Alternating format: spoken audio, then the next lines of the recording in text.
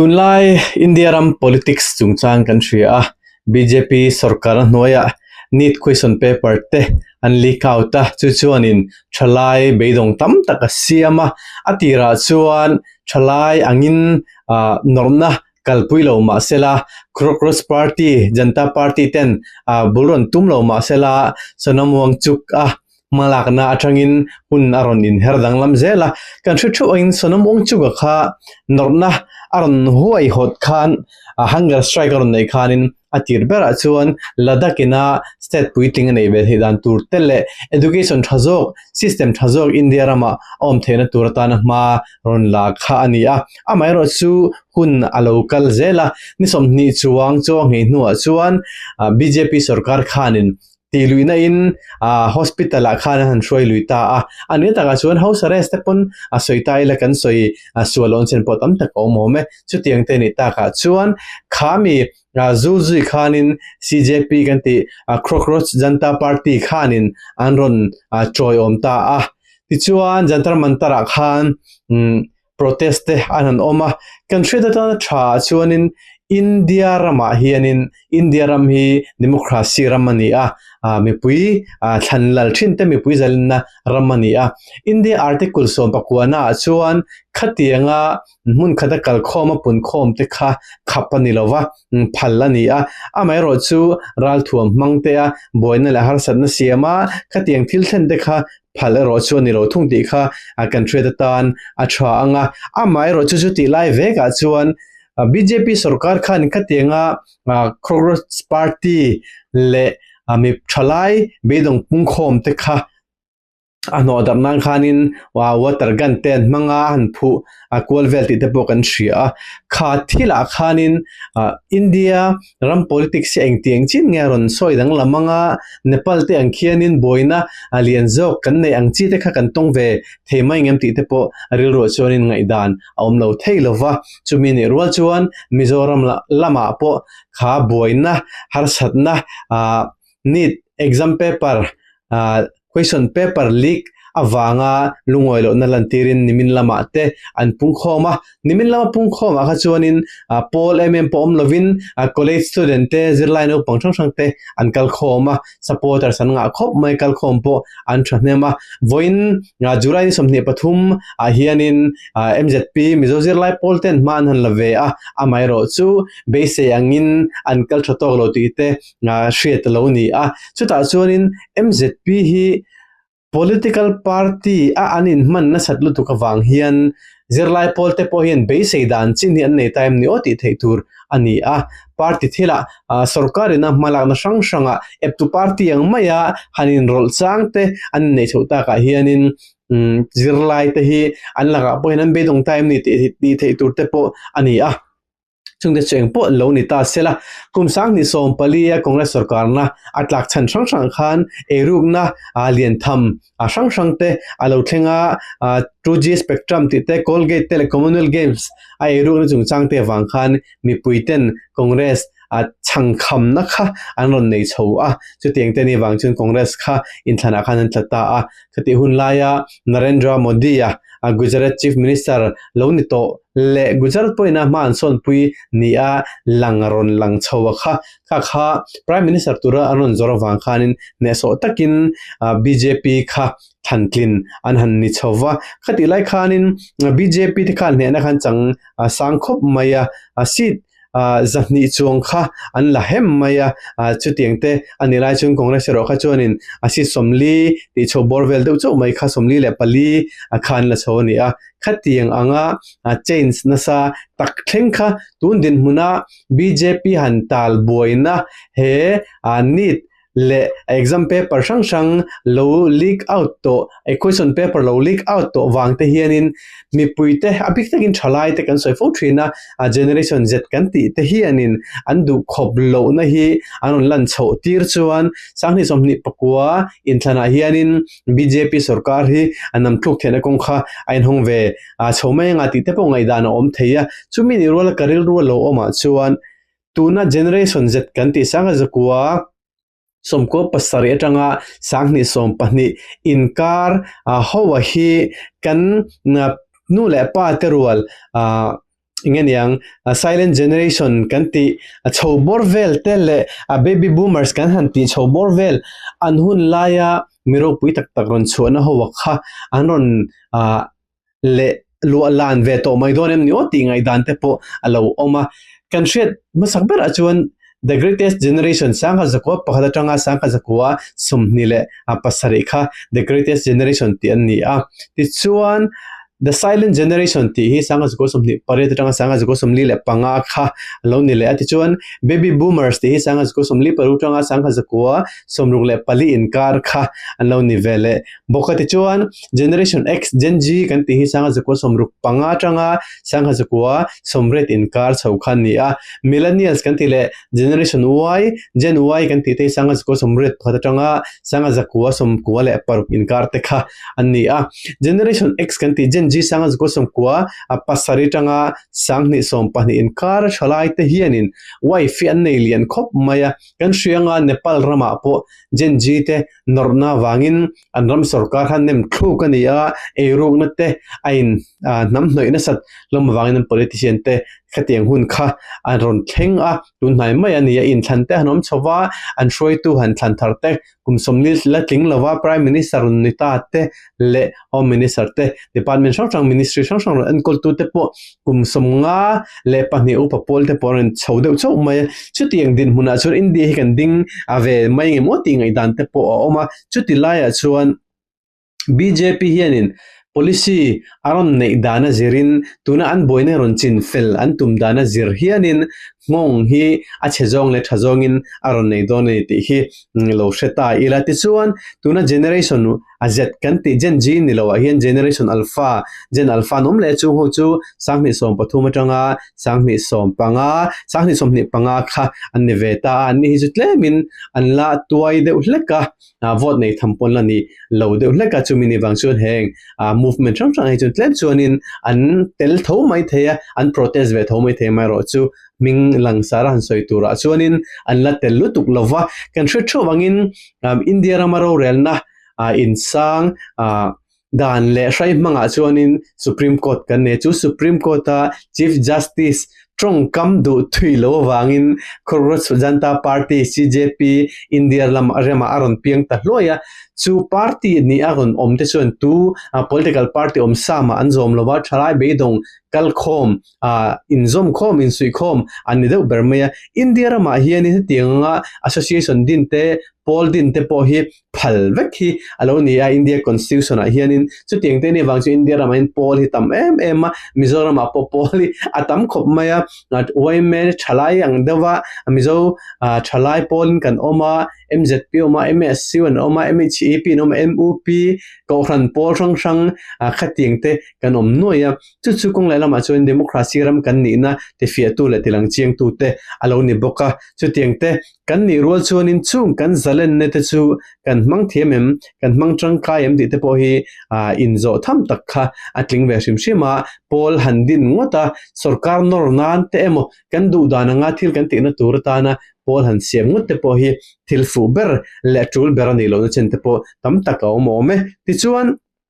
BJP in tuna norna chungchang hi engtiang chin nge an tor don ti chungchang han soita ila BJP hianin an tor dan tura chun in than le lom tura te le party mai po ni lo state assembly lom tura te anianga MP in than lom chole turanga te po ani anga chu tianga chuan BJP party adu khop tolo na base mu tolo na hi aron lian chho hle do na chung te ani wang chuan sarkar na hi voile khata in thlak hlok lo ma sela se sarkar te ain thlak chho be chuan central opposition party member chu India kanti congress lampang thutna kha anni a Rahul Gandhi le apol te ti tain soita ila kan thathiamo me khating te tan khanin chansi aron in her chuak chho vele mai dona tundin huna hianin BJP en sang som palitang ro relna anchana wangin kumsom pahni borvel ro relna han chang chho meka kumsom panga tram thum amang tur hianin sang ni le somni le na pakwa in than pui hi central lama pokan nei le don chung te chu central lama boruak han thak dang lam dor thei tu tur chu ani don chu tilai chu in congress hian in heng issue sang sang te hi aron mangtang kai thei don am ti te po kha alangai non chho tur te ani dona chu tilaya state politics san soitaila tun din muna chun Mizoram ZPM ten no rel nan chang me ka country thawang ZPM chu regional party an ni regional party chu central party zombik nei lo state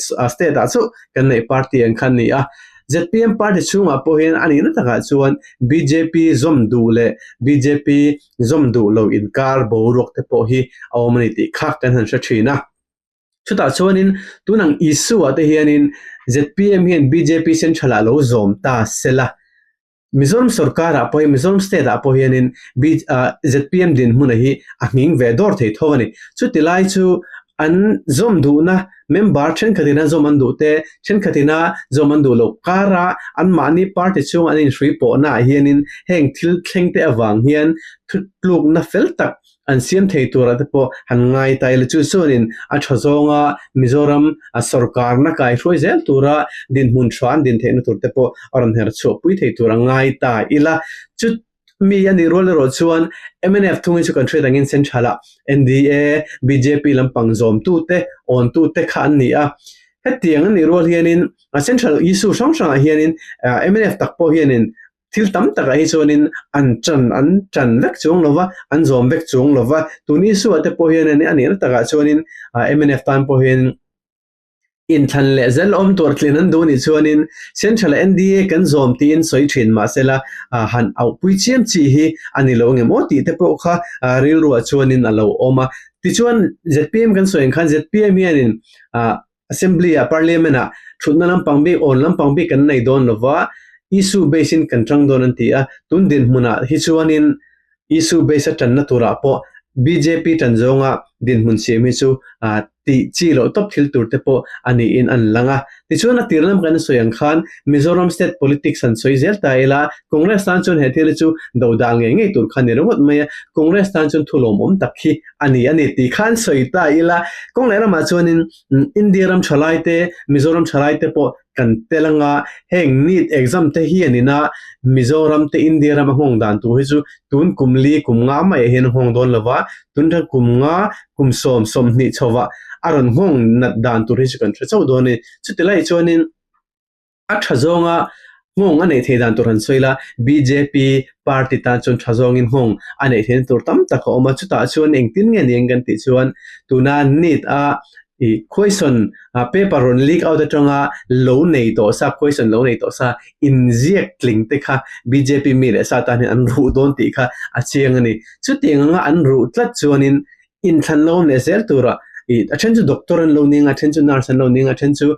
dental surgeon ten loaning khatiang sang ina an role play tang khan BJP thatje kha an soi moi theita ni chuta che chun BJP hianin in so ngenan in thanolom le zel tura he nit question paper leak hi an lamang tang kai le the an mi le sa te din hun thwa an sim na tura tana an man tumani wangin chuteng te chu ani awang in an mon le zel ta chuanin BJP ta chuan ming chet na anga akal the role hianin in so na atana man tang kai the te po ani na chen tam takalo oma chumi ni ruala an education minister hantila India kan ni chuan kan education minister poni bethoa Dharmendra Pradhan a hi an choltir lo chana omanga choltir ta sela education minister ta hin lo step down tir ta sela he need question paper leak hianin BJP hian an thiam lo na an pom ti in opposition congress tan chun la au pui thei tho ani na lai kha awm ve boka amai ro chu kan ti dik lovani ti sul paloma education minister hin mo phurtu turani ati in han step down tir sela ta chun inquiry committee te din sela kha thil ron leak out dana khanin education minister ina adu dan reng ron leak out ani le ni lo te po khan fin fe ve ta sela chung te chuanin BJP hi an rin tlang ni ti te po an lor in lan tir ve the tur arem chang tam tak te po ning ti te kha alo sheta iran man rang kai du le du lo azir te po kha ani anga ti chuan heng thil alo thlen hianin anin ta kha chuanin kan thalai te an beidon na tizol tu tam taki aron omve bokani mani nun la po mi engmo zatan to a engwangin nge kha question paper on leak out mai maya khanin mai tila e je zo ga chun nun la khop na turata na kha question paper leak out kha hlu emni a in book to emni tin lo in zot taila in book to mi lo a mai ro chu min adam chunga exam theina tur anei chance number last chance kanti real last chance kanti to kha khating mi tan kha chonin heting anga thilaron thleng hi chu dam zo pui lo tur khoban na angai na ten lo oma an lo inti thum thiani chutenga chuanin nu le pa tam takten an nei ro thil hlu te anin le lo te an ram ten lo thralan lo da khama lon ten lo la an fa ten zirna thazo kan neya sa tan thlen thlen turin vaya hi chun education hi an ngai poimo ema wang hianin theitok tak me hi an be ke ni Mizoram hi chuanin kan thret angin state ral mong ber kan lo ni nalaya tele kan khosak na te Mizo society ya kan pile pute hun na tang to in payzone led anele nei lo te po in ingen in dom ka nga thile rom khada dam le tang khada tia sem dam te kal thin kan ne wangin engamo song ta ngai to chunin competition in el na hi anat violo na hi omveni thil tam taka hin chu chuanin na ate poninga a central service ate poninga all india service ate poninga a Mizoram public service commission na alak tam taka po tling hlei theilo te tholai tamzo hi kan ni na zel te po hi engmo chena chuanin kan society nom wang te po hi ani te la kan choi so lowanga chumi pela ma chuan central a po ni sela UPSC ani mo SSC sang thil sang nala ando sang hianin keini tribal nam noi nungzok te tan hianin kwata te kan la nei zel thina wang hianin enga mo chena chuanin in thada na tam takhi kan nei ve boka chungte chuanin kan nuna hiana sezongin ngong tam takte lo nei ve boka chungte chu in siam rem nan le etiang thillo oma hi har chu anana tana kan man kha poimo khop maya chen khatlai chuanin ma ni ni na hanza pui tura han soi the depo thil tam tak te po mai thei athana chuanin Mizo te hi chu fashona kan sanga zirna hianin 100% literacy jele chirza aza athiam chu kan ni te me maya amai ro chu quality education tak kan nei lo emni oti thei turin central service all india service Mizo te kan all le ren ron thina chungte ngai to chuanin kan education system te po siam that te po ngai na chen tam tak om in alanga chumi pelama chuanin soile soinu soi angai ro theilova tun ministry a chun thil tam tak an la te man lova thei to pan chu rolin ministry kal to ten education an lam che dan tele tun ma kan thre ve phak ma chonga puthena hun lai chho to yuti kan ni lai tang to sarkar nazir tir tu atling lo hanin lakte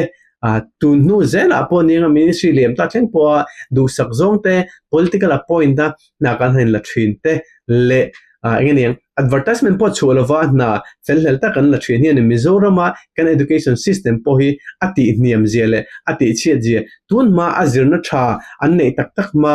facilities pon nei that ma school building college building po an nei that ma central service all india service kan nu le pa kan pile pute rual antlin theilaya tundin munena khai khin kan tling theilo hian ministry kal to zonga education policy kan nei che jete reformation kan ngai jete aron tirang chiang le education te hin ta ga chonin in thana tlin na ta na policy man chi mi lo ania chu tiang thil te ni wang chon kan tu kan fa te ma khwa zel hi kan politician te point kan te che theini ti hi kan ril ro hen wong tla dela chu chuanin kan hun lola nei le zel tura kan tu kan fa te tan hian hun tha hun rem chang kan sim sak thei don ti kha kan thre da poimo khop maya tun din hunan landa na hi chuanin central kan thre dangin congress kha opposition ania